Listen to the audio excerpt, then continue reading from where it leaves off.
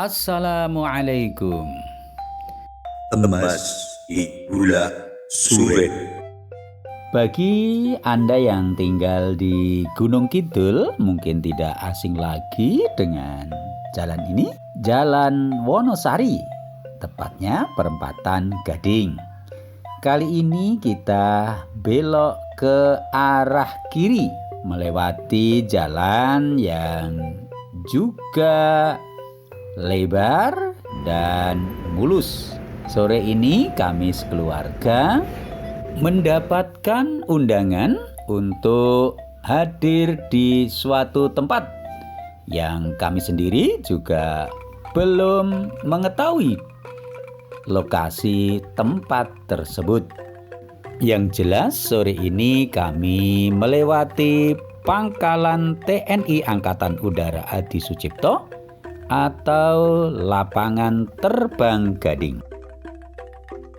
Kami hanya diberi patokan yaitu Tugu Sudirman, sebuah tugu sebagai tanda bahwa jalan ini pernah dilalui gerilya Panglima Besar Jenderal Sudirman. Kami pun segera belok ke kanan atau ke arah selatan, melewati perkebunan yang di sekelilingnya penuh dengan tumbuhan besar sehingga mirip dengan hutan. Kami terus melaju meskipun jalannya sempit dan bergelombang. Meski begitu, pemandangannya cukup menarik karena hamparan sawah yang begitu luas. Akhirnya kami sampai di tempat ini. Kali ini kami sedang berada di areal persawahan bersama Bapak Haji Ngatimin, seorang pensiunan dari pegawai BRI, namun beliau senantiasa tekun menggeluti dalam bidang pertanian. Kami pun asik ngobrol di gubuk yang ada sambil menikmati suguhan kacang rebus.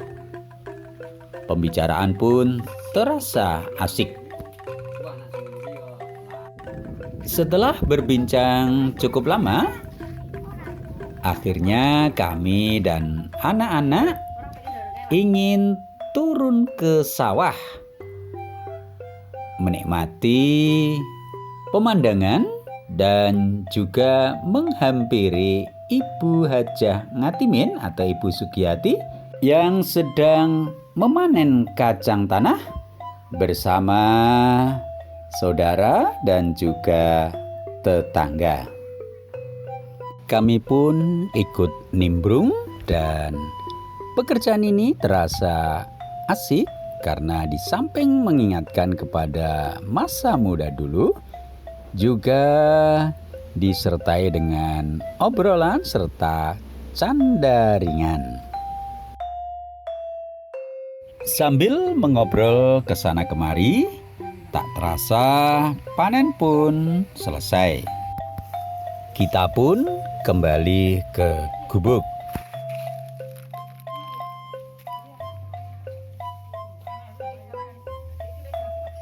Nikmatnya setelah bekerja adalah menikmati hidangan ala kadarnya yang sesekali diselingi dengan obrolan serta canda ringan. Rasa lelah terbayar sudah manakala melihat hasil yang memuaskan.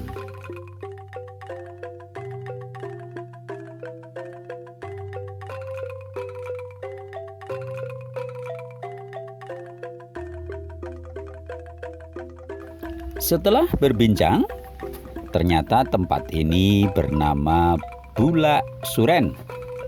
Dalam pengairan, para petani menggunakan sumur bor ataupun juga sumur yang disedot menggunakan pompa biasa. Dengan demikian, meskipun di musim kemarau bisa kita lihat betapa subur tanaman di Bulak ini. Bagi yang belum tahu, mungkin tidak akan mengira bahwa di Gunung Kidul ternyata subur sekali dan mampu menghasilkan hasil pertanian yang luar biasa.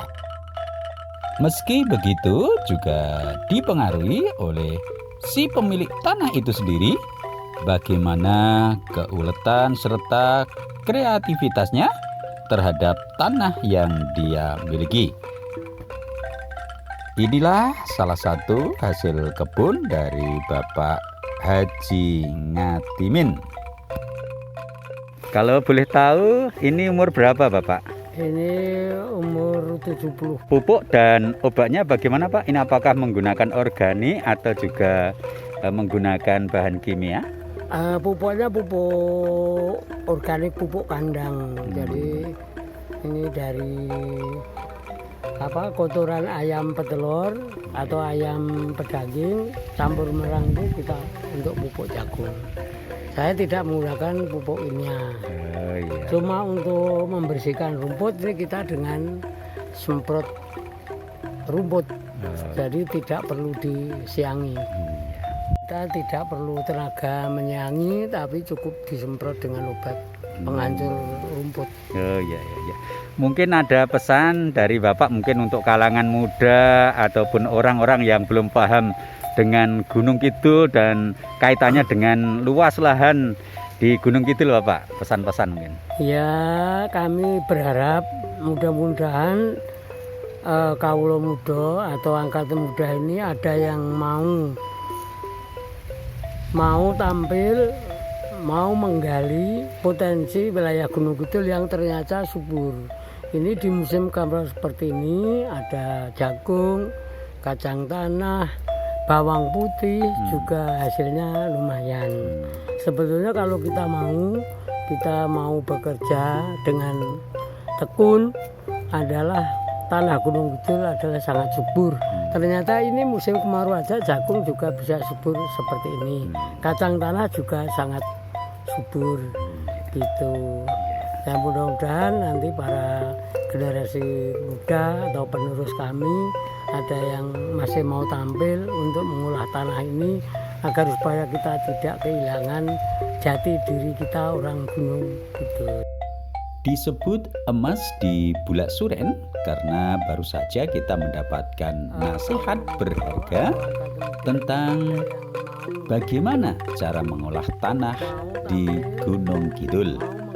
Di sisi lain, dari tempat ini pula mampu menghasilkan kacang tanah, singkong, ubi jalar, jagung, sayur-sayuran seperti selada, kenikir, dan juga bawang putih. Akhirnya, senja pun tiba. Tandanya, kami harus segera pulang.